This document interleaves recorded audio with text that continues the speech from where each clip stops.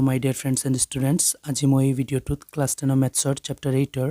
exercise 8.1 ৰ question number 6 টো কৰাম আৰু ইয়াৰ আগৰ ভিডিওবোৰত এই এক্সাৰসাইজৰ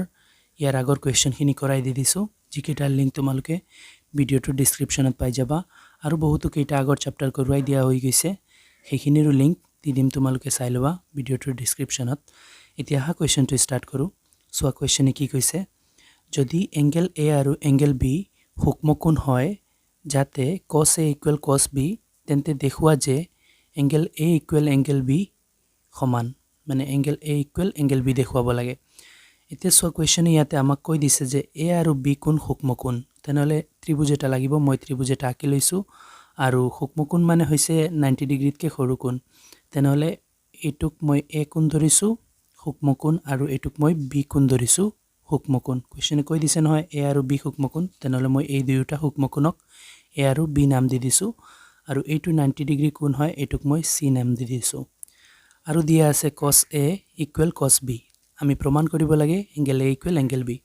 তেনলে সোৱা কেনেকুৱা প্ৰমাণ কৰো যিখিনি দিয়া আছে এইখিনি লিখি দিও ইয়াতে দিয়া আছে সোৱা লিখি দিছো দিয়া আছে cos A equal cos B এইখিনি দিয়া আছে লিখি দিছো এতিয়া সো ইয়াৰ পৰা আমাৰ যেটো প্ৰমাণ কৰিব লাগে angle A equal angle B এটো প্ৰমাণ কৰিম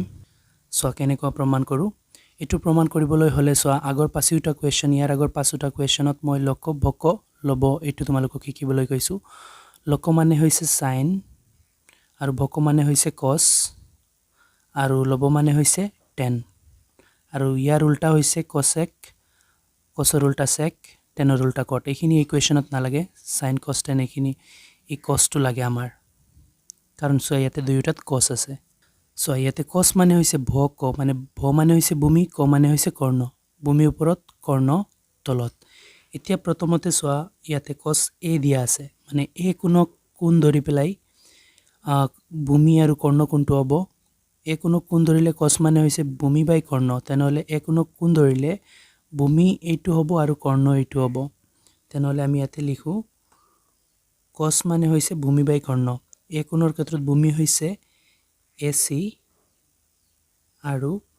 A কোণৰ ক্ষেত্ৰত ভূমি বাই কৰ্ণ কৰ্ণ তলত কৰ্ণ হৈছে AB তেনলে AB লিখি দিও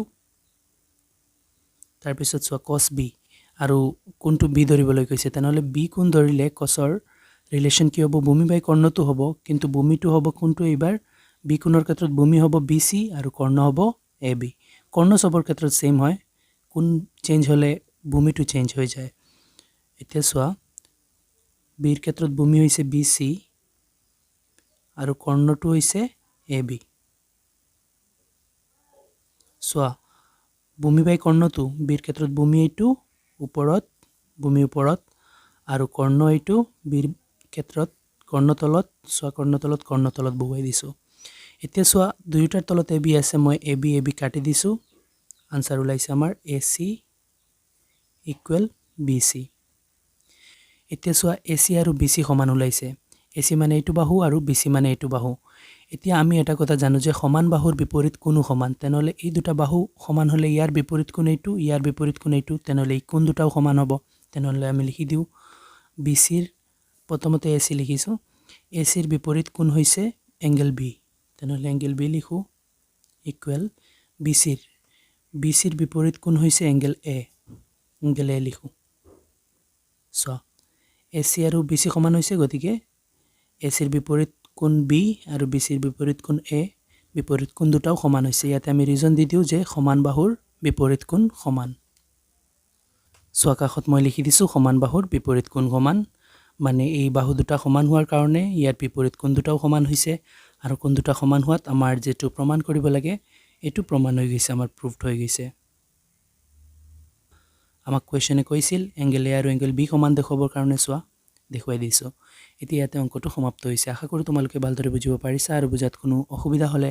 মোক কমেন্টত জনাবা ভিডিওটো ভাল লাগিলে লাইক এণ্ড শেয়াৰ কৰি লবা চেনেলটো সাবস্ক্ৰাইব কৰি দিবা থ্যাংক ইউ